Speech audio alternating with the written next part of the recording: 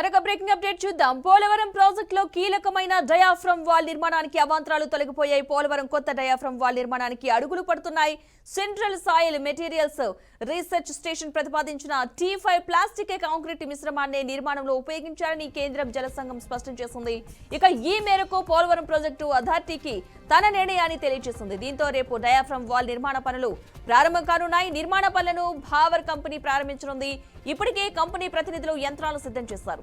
రాయిని పెకిలించే కట్టర్, మట్టి తవ్వకం కోసం గ్రాబర్ యంత్రాలైతే బిగించారు. తవ్వకాల్లో వచ్చే మట్టి, రాయి, ఇసుకను వేరు చేసేందుకు కూడా ప్లాంట్ నిర్మాణం పూర్తయింది.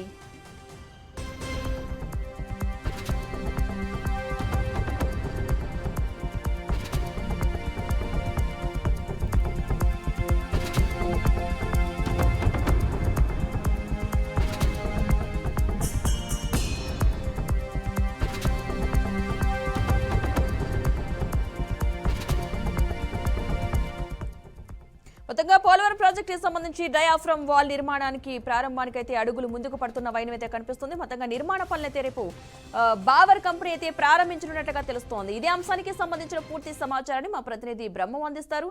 బ్రహ్మం. పద్మ, ఆంధ్ర ప్రజల జీవనాడిగా పిలువబడేటువంటి ఏదైతే పోలవరం ప్రాజెక్టు ఉందో, పోలవరం ప్రాజెక్టు సంబంధించినటువంటి ఆ ప్రాజెక్టు సంబంధించినటువంటి ప్రధాన ఘట్టమైనటువంటి ఏదైతే డయాఫ్రమ్ వాల్ ఉందో, డయాఫ్రమ్ వాల్ 2020-21 సంవత్సరంలో అది వరదల కారణంగా డ్యామేజ్ అయినటువంటి పరిస్థితి. దానికి సంబంధించి ఆ డయాఫ్రమ్ వాల్ సంబంధించి సమాంతరంగా కొత్త డయాఫ్రమ్ వాల్ నిర్మించాలని ఇప్పటికే విదేశీ నిపుణులు అదేవిధంగా అధ్యయన బృందం కూడా చెప్పేటువంటి నేపథ్యంలో ఇప్పటికే ఏదైతే కేంద్ర జల సంఘం అయితే నిర్ణయం తీసుకుంది. ఏదైతే పాత డయాఫ్రమ్ వాల్ ఉందో డయాఫ్రమ్ సంబంధించినటువంటి దానికి సమాంతరంగా కొత్త డయాఫ్రమ్ వాల్ నిర్మించాలని, ఈ డయాఫ్రమ్ వాల్ కూడా T5 ప్లాస్టిక్ కాంక్రీట్ తో సమ్మేళనంతోనే ఇది చేయాలని చెప్పేసి ఇప్పటికే కేంద్ర జల సంఘం నిర్ణయం తీసుకుంది. అయితే ఈ పనులన్నీ కూడా రేపు 18వ తారీఖు రేపు ప్రారంభించే అవకాశం ఉంది. ఈ పనులకు సంబంధించి కూడా ఓ సంస్థకి అప్పగించినటువంటి పరిస్థితి. అయితే ఏదైతే ఈ T5 ప్లాస్టిక్ కాంక్రీట్ సమ్మేళనంతోనే గతంలో కూడా ఈ డయాఫ్రమ్ వాల్ అయితే నిర్మించడం జరిగింది.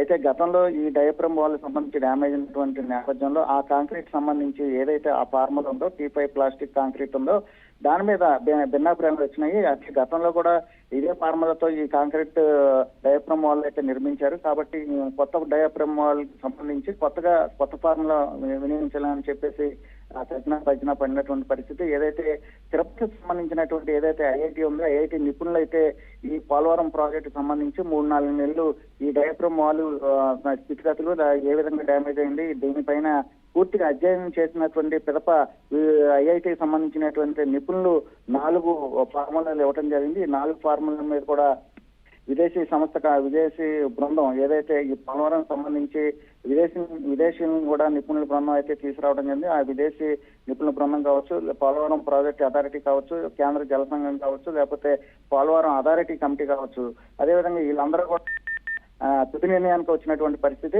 ఏదైతే కొత్త డయాఫ్రమ్ వాల్ ఉందో కొత్త డయాఫ్రమ్ వాల్ సంబంధించి T5 ప్లాస్టిక్ కాంక్రీట్ తో సమ్మేళనంతోనే ఇది చేయాలని చెప్పేసి ఇప్పటికే ఒక నిర్ణయానికి వచ్చినటువంటి పరిస్థితి. ఈ పనులన్నీ కూడా రేపు ప్రారంభించే పరిస్థితి ఉంది. Padma. Right, thank you Brahmam.